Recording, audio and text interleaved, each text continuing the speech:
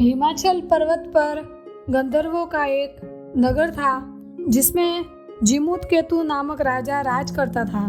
उसके एक लड़का था जिसका नाम जीमूतवाहन था। बाप बेटे दोनों भले थे, धर्म कर्म में लगे रहते थे। इससे प्रजा के लोग बहुत स्वच्छंद हो गए और एक दिन उन्होंने राजा के महल को घेर लिया। राजकुमार ने ये देखा तो पिता से कहा कि आप चिंता न करें, मैं सबको मार भगाऊंगा। राजा बोला, नहीं ऐसा मत करो। युधिष्ठिर भी महाभारत करके पछताए थे। इसके बाद राजा अपने गोत्र के लोगों को राज्य सौंप राजकुमार के साथ मलयाचल पर जाकर मड़ी बनाकर रहने लगा। वहाँ जीमूतवाहन की एक ऋषि के बेटे से दोस्ती हो गई। एक दिन दोनों पर्वत पर भवानी के मंदिर में गए तो देवयोग से उन्हें मलयकेतु राजा की पुत्री मिली। दोनों एक दूसरे पर मोहित हो गए। जब कन्या के पिता को मालूम हुआ तो उसने अपनी बेटी उसे ब्याह दी। एक रोज की बात है कि जीमूतवाहन को पहाड़ पर एक सफेद डेर दिखाई दिया। पूछा तो मालूम हुआ कि पाताल से बहुत से नाग आते हैं जिन्हें गरुड़ खा लेता है। ये डेर उन्हीं की हड्डियों का है। उसे देखकर जीमूतवाहन आगे बढ़ गया। कुछ दूर जाने पर उसे किसी के रोने की आवाज सुनाई दी। पास गया तो देखा कि एक बुढ़िया रो रही है। कारण पूछा तो उसने बताया कि आज उसके बेटे शंखचूड़ नाग की बारी है, उसे गरुड़ आकर खा जाएगा।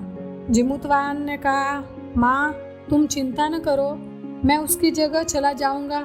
बुढ़िया ने बहुत समझाया पर वह न माना। इसके बाद गरुड़ आया और उसे चोंच में पकड़कर उड़ा ले गया। संयोग से राजकुमार का बाजूबंद गिर पड़ा जिस पर राजा का नाम खुदा था। उस पर खून लगा था। राजकुमारी ने उसे देखा, वो मूर्छित हो गई। होश आने पर उसने राजा और रानी को सब हाल सुनाया। वे बड़े दुखी हुए और जीमूतवाहन को खोजने निकले। तभी उन्हें शंखचूड़ मिला। उसने गरुड़ को पुकार कर कहा, हे गरुड़ तू इसे छोड़ दे, बारी तो मेरी थी। गरुड़ ने राजकुमार से पूछा, तू अपनी जान क्यों दे रहा है? उसने कहा, उत्तम पुरुष को हमेशा दूसरों की मदद करनी चाहिए। यह सुनकर गरुड़ बहुत खुश हुआ। उसने राजकुमार से वर मांगने को कहा। जीमूतवाहन ने अनुरोध किया कि सब सांपों को जिला दो। गरुड़ ने ऐसा ही किया। फिर उसने कहा, तुझे अपना राज्य भी मिल जाएगा। इसके बाद वे लोग अपने नगर को लौट आए। लोगों ने राजा को फिर गद्दी पर बिठा दिया। इतना कहकर बेताल बोला, हे राजन, यह बताओ इसमें सबसे बड़ा काम किसने किया? राजा ने कहा, शंखचूड़ ने। बेताल ने पूछा, कैसे? राजा बोला, जीमूतवाहन जाति का क्षत्रिय था, प्राण देने का उसे अभ्यास था, लेकिन बड़ा काम तो शंखचूड़ ने किया, जो अभ्यास न होते हुए भी जीमूतवाहन को बचाने के लिए अपनी जान देने को तैयार हो गया। इतना सुनकर बेताल फिर पेड़ पर जा लटका। राजा उसे लाया तो उसने फिर एक कहानी सुनाई।